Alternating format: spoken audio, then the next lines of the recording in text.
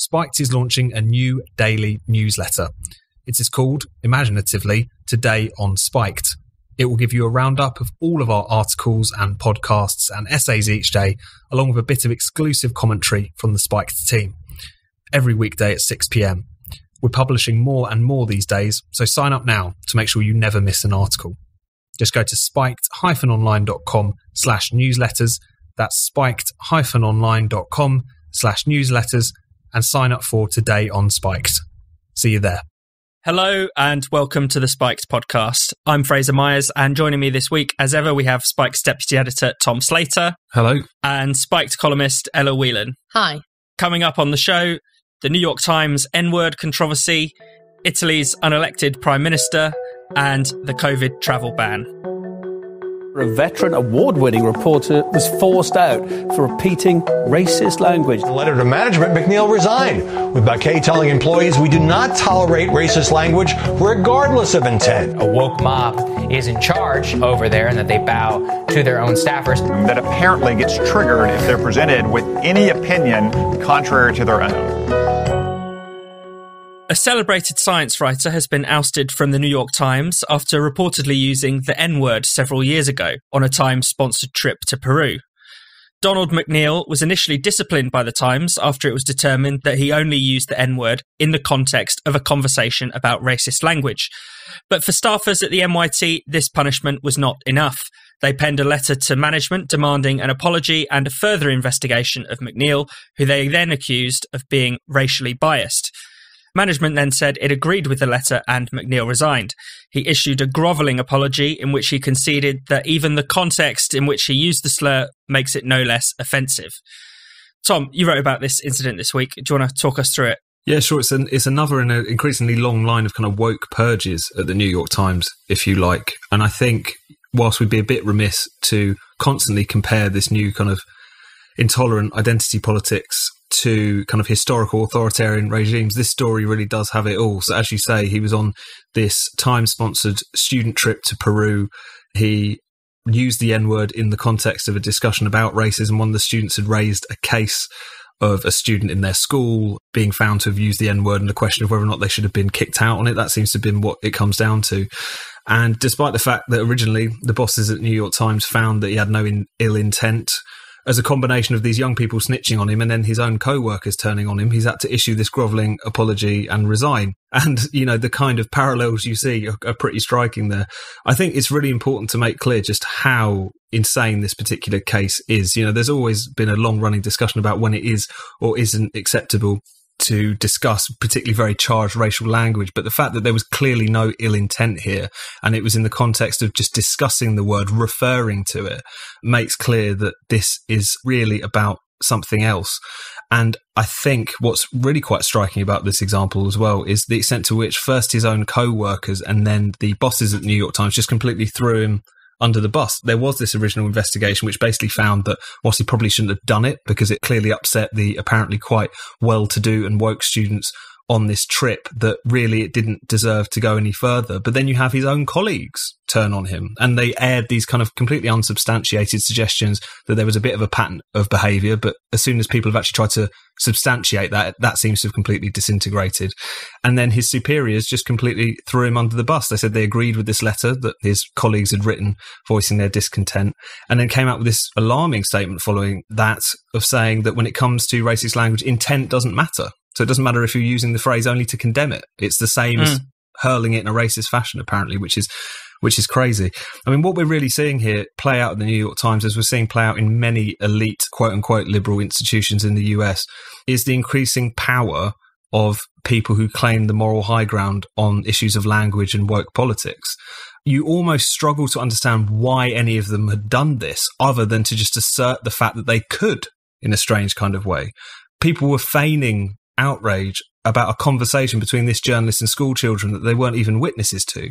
It's really quite strange. And whilst there might be some axes to grind against him as an individual, maybe people didn't like him or whatever, the pointlessness of it, I think, is kind of interesting, because I think it shows that for a certain amount of people, either because it burnishes their narrative that racism is so everywhere, it's even, you know, rampant at the New York Times, or because they do it because they can. They eject a colleague simply because they can. to kind of demonstrate the power and hold their ideas and them as individuals have over these institutions, I think is a really striking element of it. So much kind of moral authority in society and in elite institutions has been given to the permanently outraged. And I think what we're seeing in cases like this is them exercising it has become increasingly addictive for those people. Yeah, and I mean, it's just so obvious in the case of words like the N-word that the context matters. I mean, you know, how on earth would any New York Times staffer listen to hip-hop without being traumatized? You know, it's clear that if they understand that the context of a black person saying it is different to a white person saying it, then, you know, how can it be understand the difference in use between using it as a slur to demean and insult people or just quoting it in a conversation, just referencing it? I mean, what's interesting is that John McWhorter has pointed out that the taboo on saying the N-word is actually quite a new thing, the taboo of referencing it. And the power of the word has really grown, especially in the last 20 years, rather than diminished, actually. And it's probably as a result of society adopting more progressive attitudes about race and just using the word a hell of a lot less. That seems to have actually made it more powerful.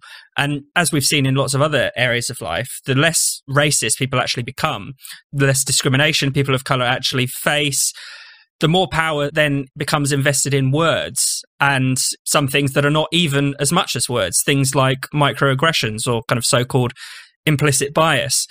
And any discussion or debate about racism is now said to be potentially triggering, or even this came up a lot around the Black Lives Matter discussion where, you know, talking about race is spoken of as a kind of emotional labour, which people find almost physically exhausting to do the work. So it really is striking how the context has shifted around race to such an extent that simply referencing a word can strike fear in the heart of the woke. Ella? Treating the N-word as almost like an object that is in and of itself as a word evil, external from context, external from any kind of placement in history, actually diminishes what it stands for, because the whole point of that particular word and turning it into kind of almost like a incarnation of, or like a spell, like if you simply utter it, it's going to have consequences, completely diminishes its power as a signifier of a particular moment in history or a particular political thought. And that's why it is important to say that when, for example, a black rapper uses it, that it has a completely different political meaning to when a white racist uses it. And as you both have said, you can kind of get tied up about this. I think that the people who are objecting to McNeil's usage of it know that, you know, there's a kind of element of cynicism going on here. They know that, they accept that.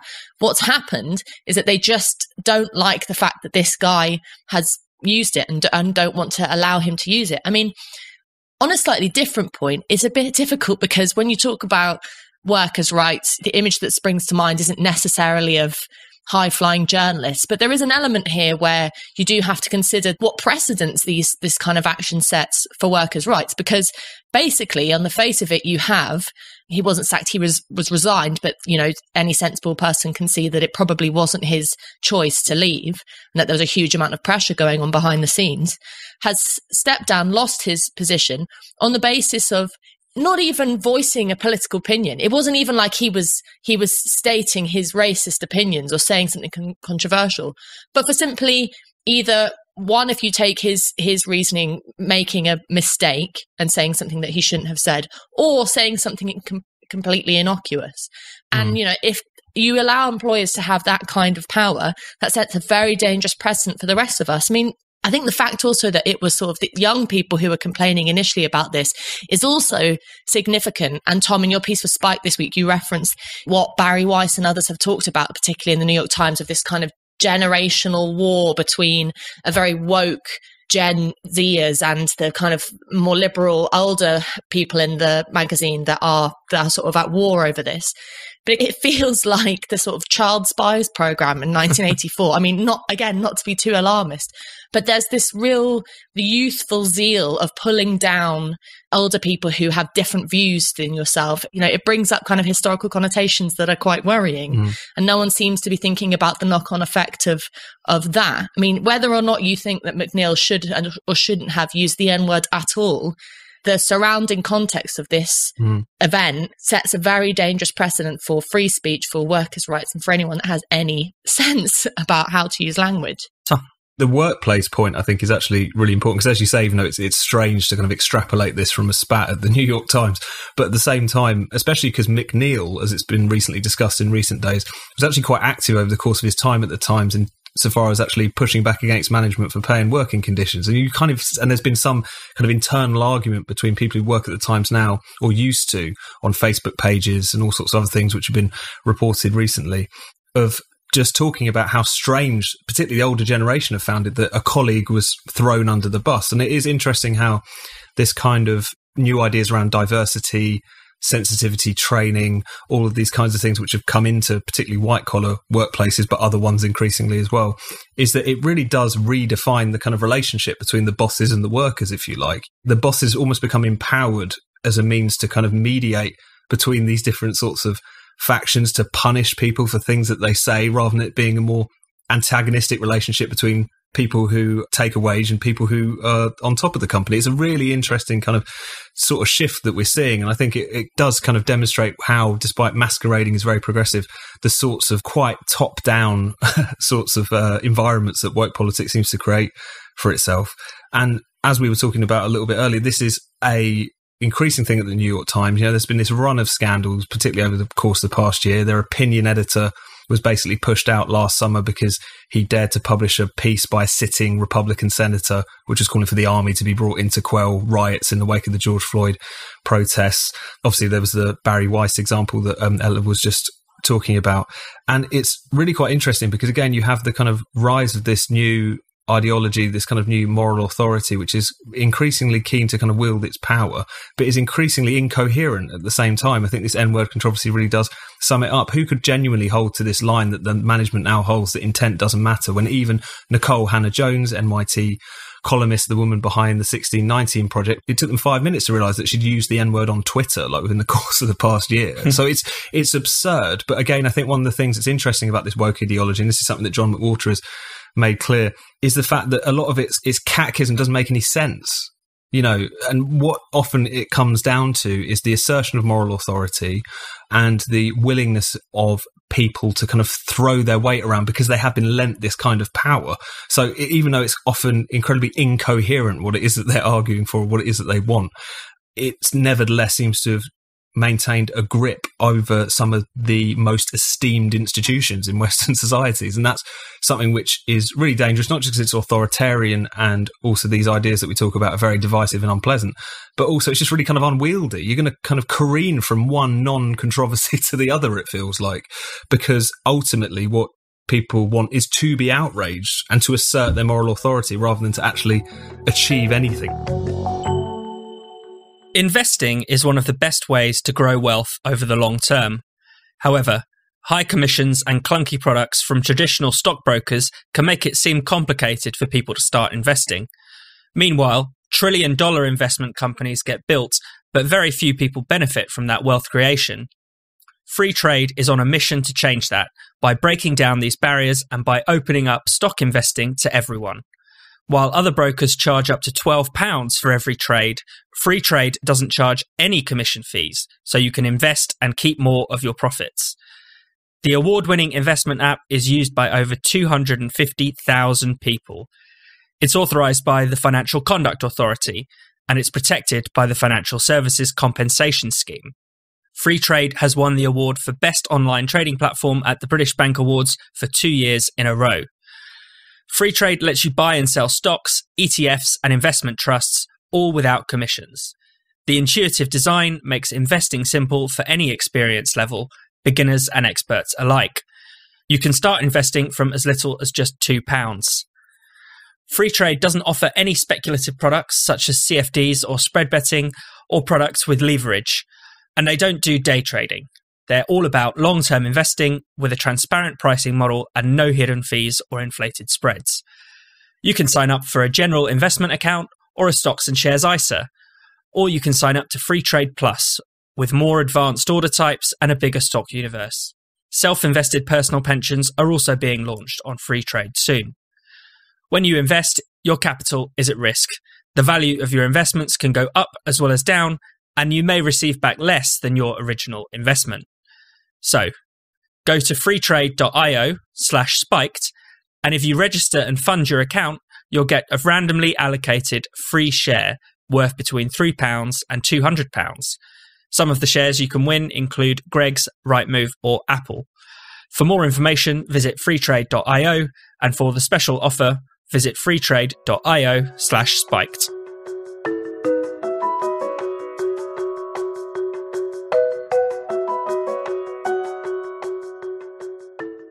Mario Draghi, the former head of the European Central Bank, has been asked to become the Prime Minister of Italy, and he's in talks with Italy's political parties to form a government. The Italian government collapsed in mid-January when two ministers from former PM Matteo Renzi's Italy Alive party resigned after disagreements over a €200 billion COVID-19 recovery plan. Draghi has been chosen to lead a technocratic government, and he was often hailed as the man who saved the euro. The Italy he'll take over is still reeling from the pandemic and is facing its greatest economic downturn in history. 3 years ago, Italians elected a Eurosceptic government in protest against years of EU meddling and EU-driven austerity. Now, Italy will be led by a Europhile banker who is largely responsible for instigating those austerity measures. Tom, what are your thoughts on Italy's latest unelected leader? Well, there is just a horrible sense at the moment in Italy and across Europe of kind of history repeating itself in terms of horrendous things that happened in the wake of the financial crisis and now things that are happening kind of in the wake of the coronavirus and lockdown crisis. And I think it's really quite striking that, again, you have this kind of echo of what happened in 2011 when you had Mario Monti, obviously this European Commissioner, economist, being brought in to lead this technocratic government. Ever since, there's not really been a properly elected prime minister since.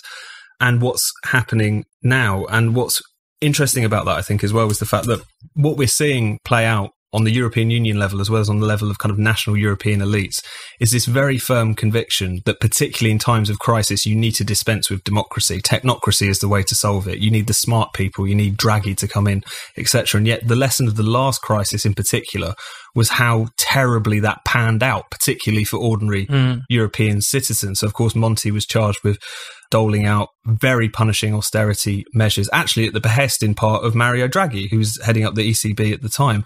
So even though things were a little bit different this time around, Draghi will actually have a bit of cash to splash because of the money coming from the EU recovery funds and all the rest of it. It's still, I think, a sort of damning indictment, really, of how this seems to almost be the default, partly in times of crisis, but, you know, Europe's had a lot of crises over the course of the past 10 years in particular. So it's really quite disheartening. And I think the other disheartening thing about it was that actually the kind of populist challenges, which were either created or certainly bolstered and transformed by the kind of post-2011 moment, particularly the five-star movement as well as the League, have kind of resigned themselves to this situation. You know, I mean, the last government, which is now collapsed, was basically created when the five-star movement pushed out the League and then went into bed with the Democratic Party, the kind of establishment centre-left party.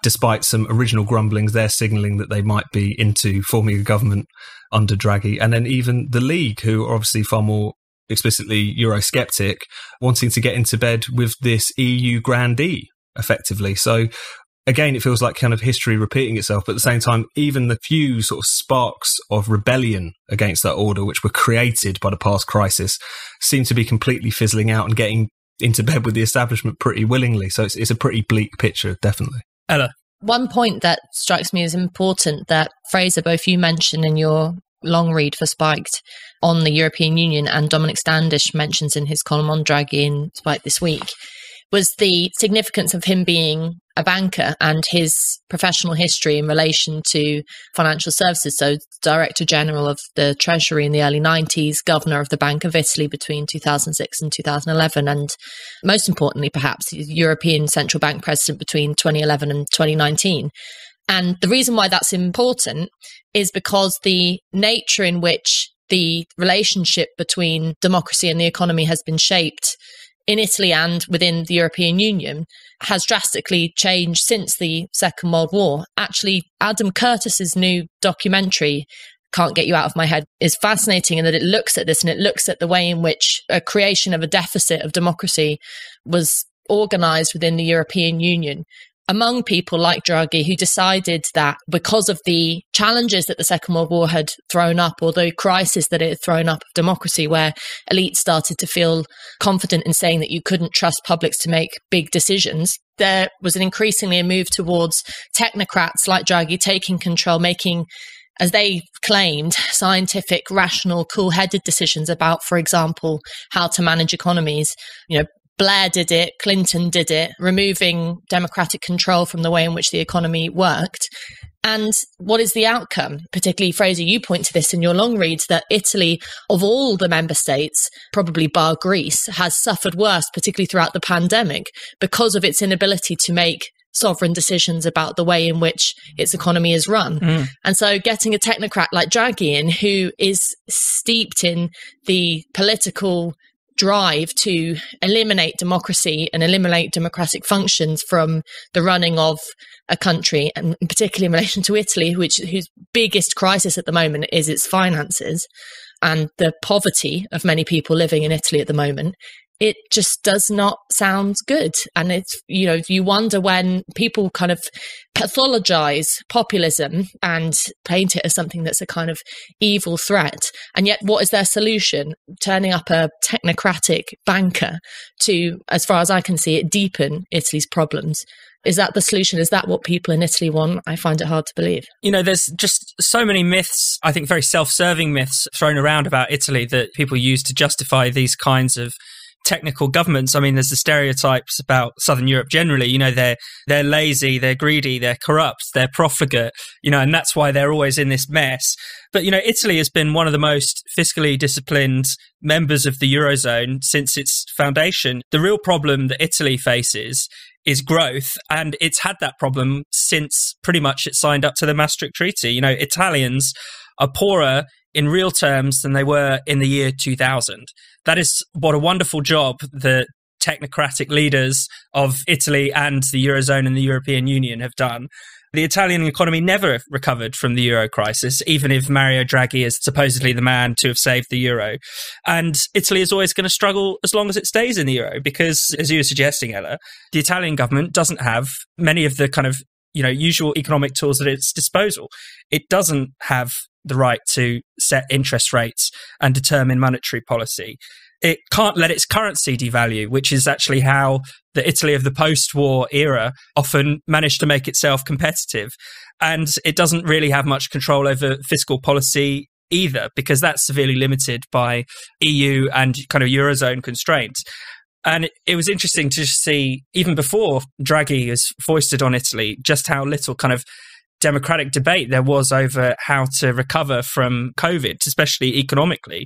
Giuseppe Conte was talking about essentially setting up a panel of experts to decide where this money goes. So you could see that no matter what had happened, this decision was not going to be in the hands of the people.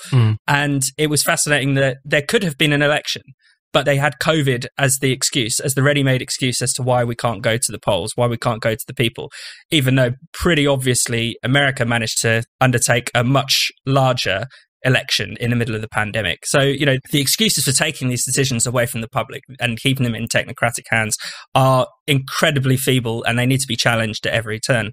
Tom? I'm just so struck by how relaxed people seem to be, particularly the commentariat across Europe, are about this situation. Because as you were talking about earlier, Fraser, the last kind of properly democratically elected Prime Minister of Italy was Silvio Berlusconi, who is currently in the European Parliament, but nevertheless is definitely an icon of a very different age.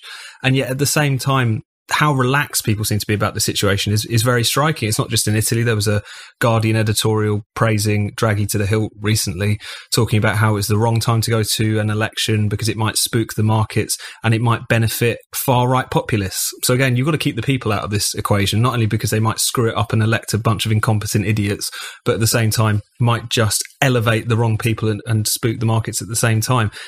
These arguments are really quite striking. And there was, even back in kind of 2011, there was a little bit of a kind of pause. It felt like there was if you read accounts from the time, there was a little bit of a kind of concern about what was being ushered in here. But this is completely par for the course, it seems. at this point. And it's interesting how, particularly in the West, in Britain, certainly at the moment, there's a lot of discussion about how at the end of this pandemic in particular, the need to counter people coming to the conclusion across the world that with a rising China, that there's another way other than kind of liberal democracy to do things, that we need to kind of put up a better fight for the importance of our system. In terms of a top-down, technocratic, unaccountable, softer than China, I'll grant you, but nevertheless deeply anti-democratic in the way that it operates. This has been par for the course in Europe for a very long time. And the fact that at this point, it doesn't even seem to surprise people, actually seems to actually kind of mildly cheer people that another unelected banker is being ushered in to lead Italy, I think speaks volumes really about how, despite the fact people talk so often about the values of democracy, the values of liberal democracy, acting, if anything, like the populist upsurges were a challenge to that. At the same time, they're incredibly comfortable with this kind of completely unaccountable rule. You're listening to the Spiked podcast. This podcast, like all of Spiked's content, is free. There's no paywalls or no paid subscriptions. We rely on the support of our loyal listeners and readers like yourself to keep producing our groundbreaking podcasts, interviews, articles, essays, and more. So, if you're a regular listener to our show, please do consider donating to Spiked, or even better, becoming a regular donor. Even £5 per month can make an enormous difference. To start your regular donation today, just go to spiked-online.com and click the red donate button in the top right corner. That's spiked-online.com and the red donate button in the top right corner.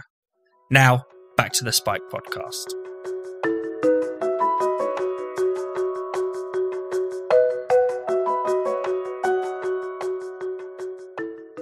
Health Secretary Matt Hancock this week announced new enforcement measures at the border. The government is concerned that new vaccine-resistant variants of the virus could enter the UK and undermine the vaccination programme. Passengers returning from one of the 33 designated red list countries where more transmissible variants are believed to be spreading will have to quarantine in government-approved hotels from next week. Most strikingly, anyone who's caught lying about coming from one of those countries could face 10 years behind bars. This is the most extreme punishment for any breach of the lockdown yet, and is a longer sentence than is handed out for most sexual assaults and gun offences. Ella, what are your thoughts? Well, that last point you made, Fraser, about the nature in which the sentence basically makes a mockery of the way in which sentencing should work, which is that it should fit the crime, is quite remarkable. Lots of people have said this, from Lord Sumption to actually quite a few commentators in the media, that it's pretty bizarre, even if you could class it as some kind of fraud, that failing to fill in a form properly or not promising to quarantine for, giving up 3 days in or something like that, that committing a crime of that kind of nature would be even equivalent to or worse than, for example, sexual offences involving children or violent offences involving firearms, is crazy. But the reason why the government feels confident in doing this is because it hasn't just come out of thin air. It's because there has been a general sentiment throughout the pandemic that unless the state uses an extremely heavy hand to implement and make sure that measures are followed, regulations are followed, that publics will run amok. And I mean, the kind of people who are going on either holiday or going away for work visits or who are traveling abroad at the moment are a tiny minority of people. And more often than not, as you kind of heard anecdotes all across the news of the last few weeks, they usually have pretty good reasons for going. I mean, yes, there's been this kind of fuss over influencers going to Dubai, and lots of presenters kind of got hard-ons over the last week condemning them, and it was all a bit grotesque. But this isn't a kind of serious issue. If there is a serious problem of, and I agree with the idea that the government should have some kind of regulation around borders and keep some kind of check on people traveling because of quite frightening things like the South African variant or the new strain, and this is a virus that we don't really know where it's going, and so regulations are in order. But the point that Luke Gittos makes in his Spike column this week is that the criminal law is a blunt instrument, and that what's actually happening here is that the law and judges and the judiciary are being used to basically put out a message of public health. It's being used as a kind of messaging service, because the defence is, oh, well, of course, no one will get 10 years for this. Don't be silly. It's not going to actually happen. But what it will do is scare us all shitless. And, number one, if you say that, presumably it's not going to work because people will know that they won't get 10 years and will flaunt it anyway. So that kind of undermines your own logic. But it's also, it's a complete bastardization of what the criminal justice system is supposed to be about, that it's supposed to be a very serious thing. And then actually even getting to the point in which you are facing a judge in court is a very serious thing, never mind sentencing. Being arrested, all these things are very serious things and should only happen if they are absolutely necessary and are worthwhile. I mean, the question for me is, what is it that, Matt Hancock or Boris Johnson or whoever it is that's behind the thinking on this, what is it about the way in which the public has acted that they are convinced needs these kinds of measures? Because actually, as it happens, there have been debates between lockdown skeptics and people who are fanatical about lockdowns. But as it happens, the vast majority of the British public have been pretty good at sticking to the regulations throughout this period. Yes, we've had a couple of raves in Bristol and young people doing this, that and the other. But in general, compliance has been pretty high and people have celebrated that because there has been a sentiment of people wanting to be in this together. And so slapping a 10-year ban on us is a real insult to the public. And then, not helped by the fact that I have to mention it because I can't quite believe it.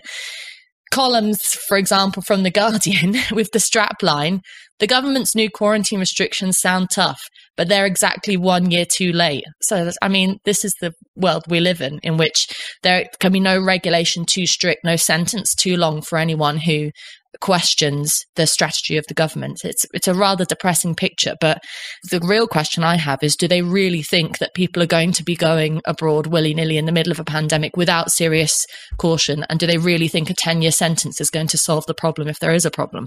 Tom? It is worth stressing that this proposal in particular is absolutely crazy. Like, Matt Hancock has completely lost his mind. The arguments have been well made there by Ella and also by various other people at the moment, but the prospects of getting 10 years in prison for lying on a form, and the fact that this doesn't actually generate the kind of shock in the commentary, apart from in the more lockdown sceptical circles, is really quite striking. Even a lot of the discussions around quarantine hotels. Now, there's a debate to be had there about what is and isn't necessary in order to kind of fight the virus and the new variants in the long term. But what you're basically talking about is mass detention, largely of your own citizens returning to your country. And the ease with which these proposals are talked about, and as Ella says, the only scrutiny that seems to come of them is why aren't they tougher and why weren't they brought in earlier, is really quite alarming, because there's been two aspects to the whole kind of lockdown experience which have been really alarming. Obviously the measures themselves, which people will disagree about the efficacy of and how far they went and how stringent they were and how successful they were. But it's also about how they've been done.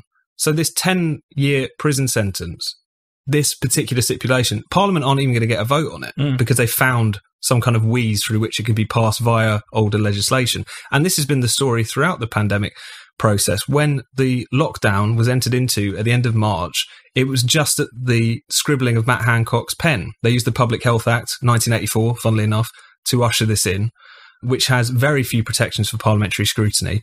And the government has basically been ruling by decree ever since, just changing the law willy-nilly, with occasionally a little debate in Parliament, often after the fact, but again, so little actual scrutiny. And that's something which is going to be so important to kind of unpick and challenge going forward, because the issue that we've talked about many times on this podcast, but I think we're really starting to see now that the conversation is turning towards how do we live with COVID in the long term, let alone future crises and whatever those might constitute, is the extent to which this way of governing and these kinds of powers are going to persist for years beyond this. Because especially when we're at a position where we're coming up on 1 year of this new normal, quote unquote, the complete lack of any proper scrutiny, even from the kind of human rights lot who have been remarkably silent over the course of the past year, I think tells us how much ground we have to make up in terms of just making clear the importance of liberty, certainly, but also just democracy and scrutiny, even in the midst of a crisis when you're dealing with something like this, because it's been completely pushed aside throughout all of this. And the more authoritarian you become, the more closed off you are from scrutiny, the more kind of drunk on your own power, as Matt Hancock seems to be, the more ridiculous and absurd the restrictions and decisions you make tend to be. And I think the 10-year prison sentence for lying about your trip to Portugal was a pretty good example of that. And you're right. It's not only that it's a year on in the crisis, which means that there is simply no excuse for using emergency legislation in that way. You could forgive emergency powers being taken up a year ago. Now we're hopefully coming to the end of the crisis. You know, the vaccines are being rolled out very effectively. We're starting to see effects on the numbers of cases among the elderly. The news is very good. Even in terms of cases, you know, we're back down to where we were in September. And yet now is the time, apparently, to introduce even more draconian legislation. And you do have to ask the question, if new laws are coming in right now, then you do have to question, well, are they there for the long haul? Are they really just a temporary measure? And I think people are perhaps right to be worried, not just about their summer holidays this summer, which, you know, people are being very dismissive about as if that's the only reason people ever travel. But also, you know, what restrictions will be placed on travel, perhaps indefinitely? Will there become a kind of two-tier system for who can and can't travel? You know, will it be exclusive to essentially rich people? Because the amount of it costs to go in one of these quarantine hotels is around £1,700. And it is worth asking these questions, even just for the government to say, no, don't be silly. We'll go back to normal on X day. But I think there is something about the last couple of weeks where the announcements from the government have been pointing in a certain direction that is very kind of pessimistic, unduly pessimistic, given what is actually going on in terms of the virus and in terms of the vaccine program.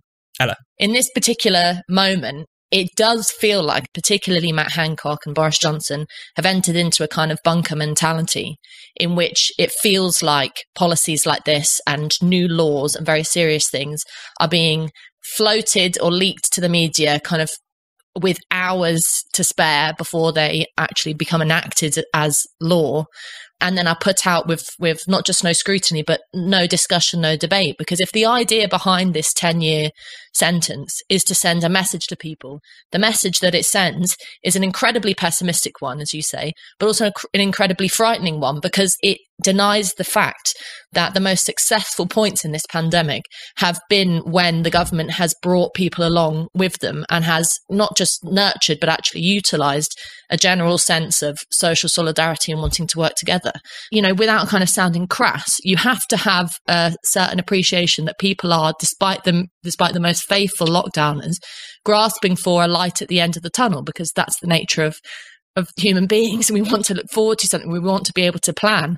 And the thing about instituting these kinds of laws, it's not just that there's no end in sight in terms of the pandemic and us returning to normal life, but it's very difficult to revoke emergency powers. The British government has got a very bad track record on leaving emergency powers on the statute books far longer than the emergency requires. And to the point you make, Fraser, about this being a year on is a key one. This is not necessarily an emergency any longer. It's a situation that we have to deal with. And so therefore it needs reasoned debate. You have to ask the question, at least towards the end of last year, the politicians felt the pressure of saying things like, we will review this in 2 weeks. This is not permanent. We've kind of lost that now. And it just feels like this is a situation that's rolling on, and laws are being instituted on top of laws. And the question is, when will this all be revoked? Because once the promise of the vaccine and the brilliant power of the vaccine kicks in and we become inoculated against this pandemic and cases start to fall and life starts to get back to normal, will there be a wiping of the statute books? I mean, that's what we should demand. And if so, why aren't politicians talking about it now?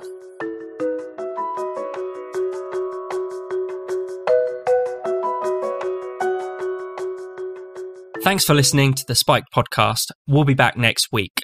If you enjoyed the show, why not check out some of Spiked's other podcasts in the meantime? We have The Brendan O'Neill Show, in which Spiked's editor talks all about the big ideas, bad ideas, problems and controversies of life in the 21st century, all with the help of an esteemed guest. Then there's Culture Wars, hosted by Spiked columnist, stand-up comic and satirist Andrew Doyle. This monthly podcast is the perfect antidote to the woke idiocy taking over our lives. And last but not least, you should check out Last Orders, a podcast hosted by Tom Slater and Chris Snowdon. Last Orders is all about freedom, the nanny state, and censorship. And there's a lot about coronavirus these days too. You can listen to all these shows with your favourite podcast provider, or you can find them on the Spiked website at spiked-online.com. Thanks for listening. See you next week.